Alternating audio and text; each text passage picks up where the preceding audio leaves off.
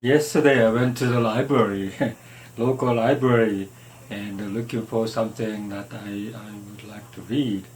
And I found this book here, Haruki Murakami, After the Quake.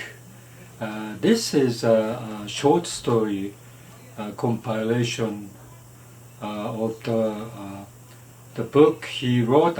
He was I think his birthplace is Kobe, Japan, and so there's a Kobe earthquake happened, and I think when he kind of thought about those earthquake of Japan, and I think he wrote several short stories. So all of them, I think at least most of them, has this earthquake in the background. But story itself is nothing to do with earthquake, except one. I think probably nothing to do with earthquake that much. And some of them I really liked. Some of them are kind of funny, and but most of them, I think it's very very good. I think it's a heartfelt book. Of the like a sentiment of the life that they have, when they're young and breaking up and all these things. I think very sincere, heartfelt feelings in here. The total is 1, 2, 3, 4, 5, 6. 6 short story. It's about 150 pages altogether. It's not that big book here. But first one is UFO in Kushiro. UFO in Kushiro, I read maybe a couple of years ago from the Japanese short story book edited by J. Rubin. By the way, this book is translated by J. Rubin. So I think he took one of the short story from here to put it in the Japanese short story book, which is UFO in Kushiro. And I talked about UFO in Kushiro a while ago, and it's about this man, middle-aged man.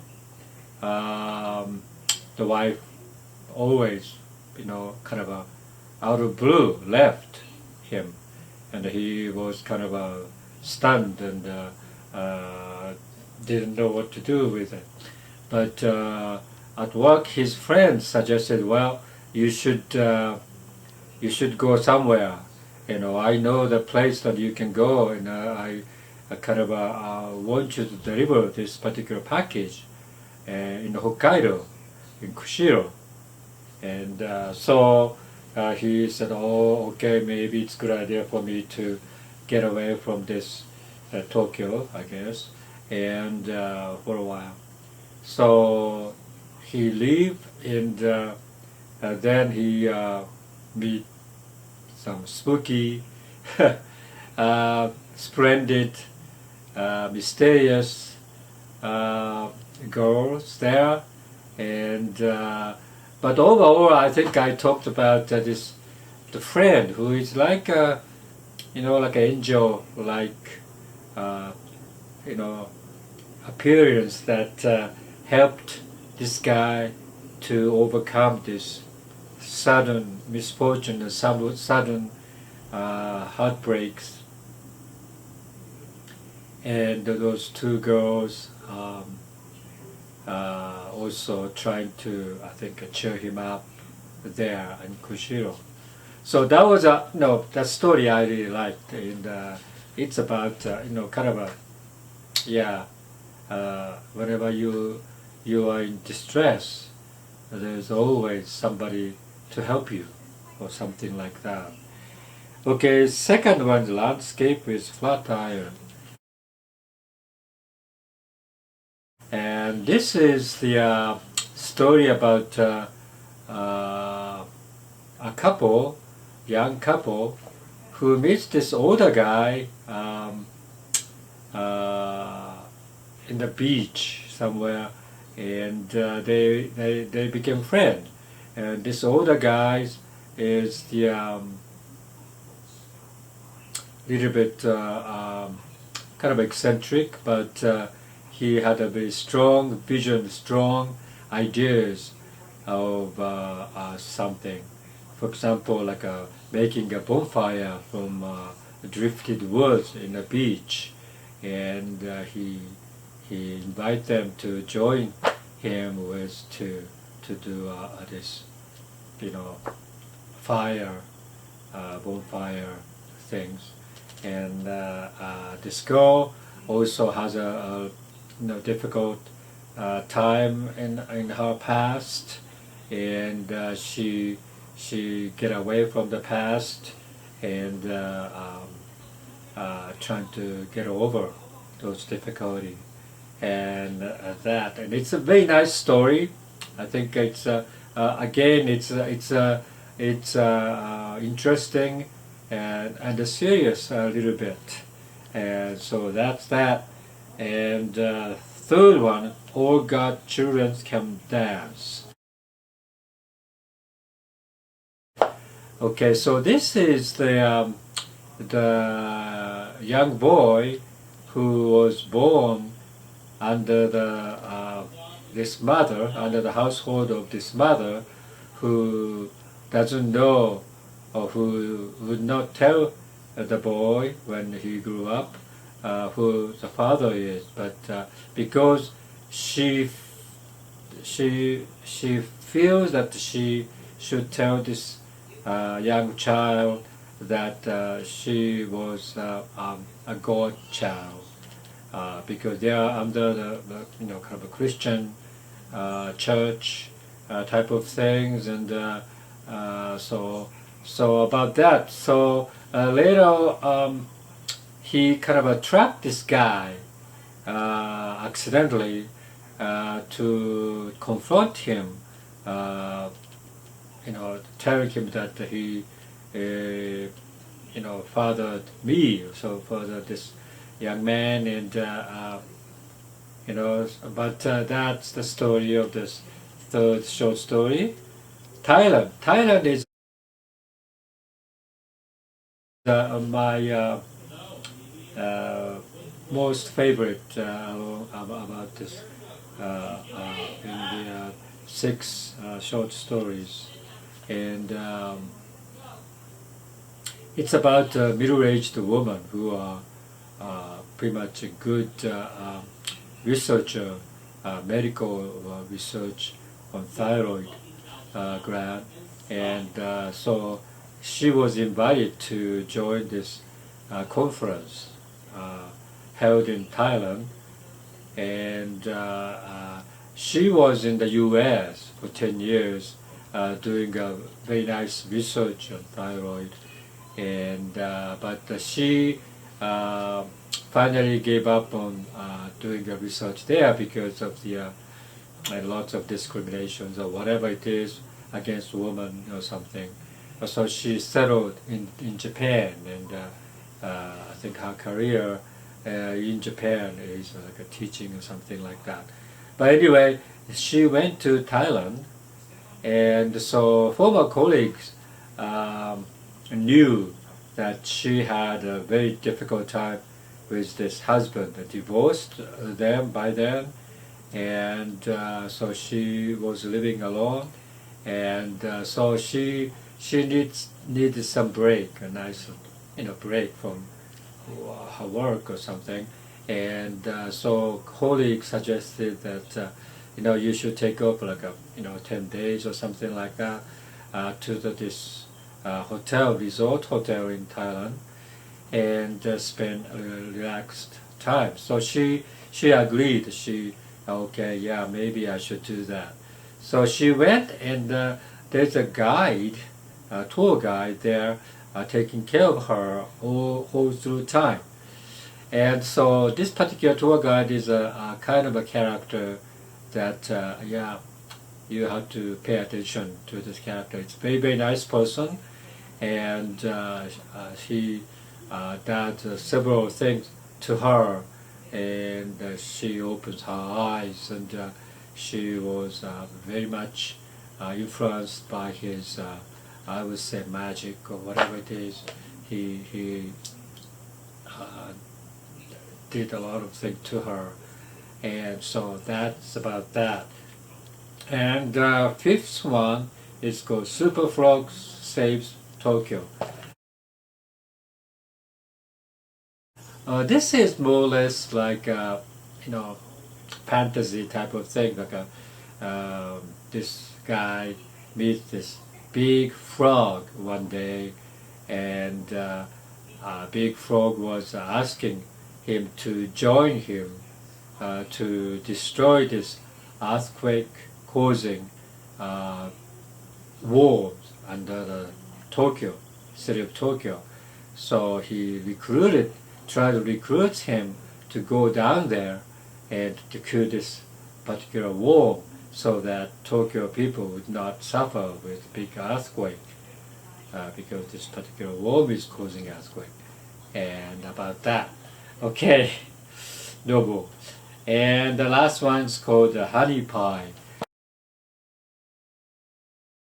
Honey Pie is about, I would say, love triangle type of relationship with two guys and one girl, two guys and one woman, and so three guys are very good friends, and they are all the writing skills related kind of a job that they are kind of talented in literature or whatever.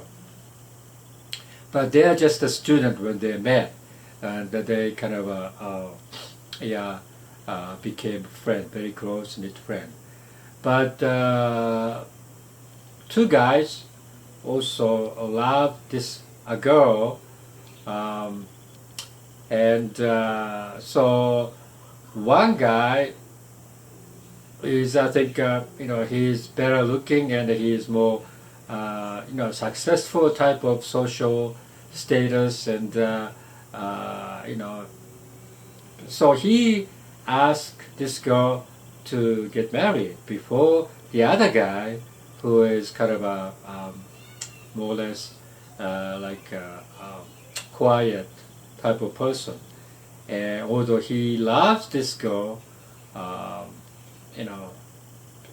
he congratulated the friends to get married with her.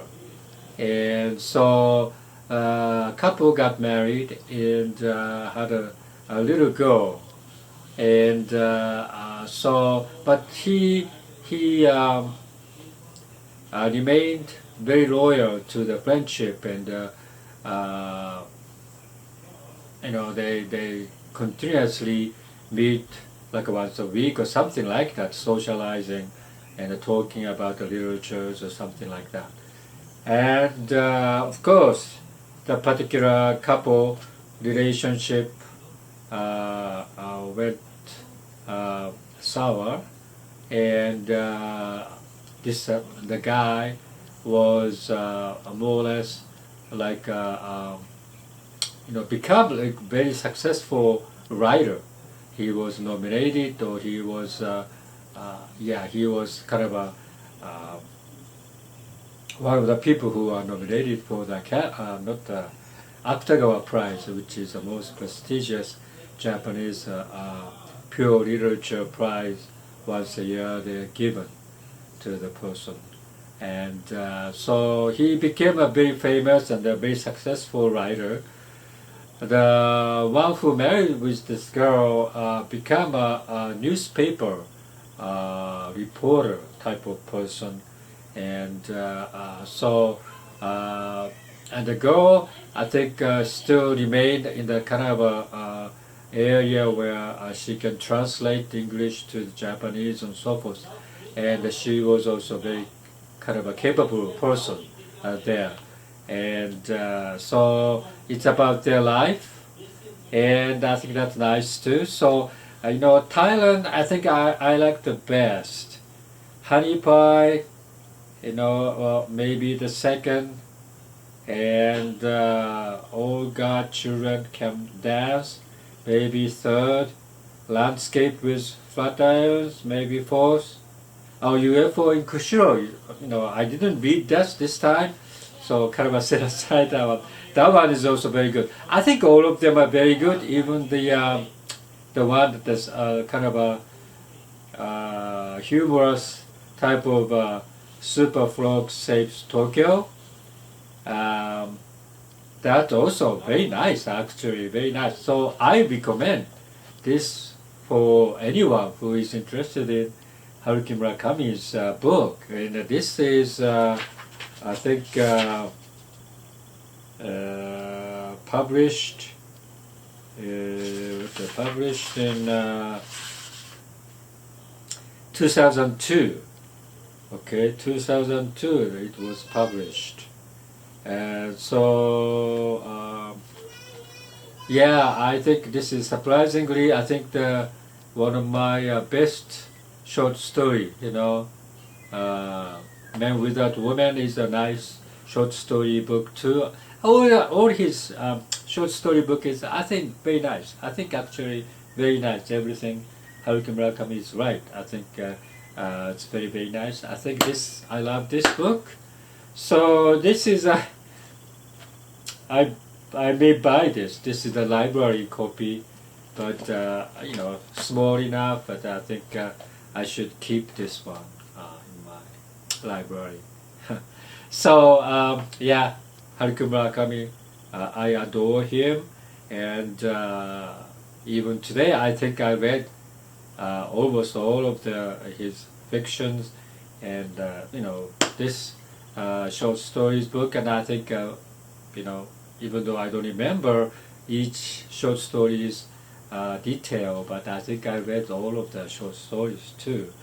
But it's kind of nice to come back to read his book, because his book is kind of a serene and no violence. Again, it's very comfortable to read. Sometimes kind of a depiction of sexual behavior is a little bit kind of unsettling, but even then, I think it's nice. I think I love that, and so yeah, I have to get this copy. Okay, bye.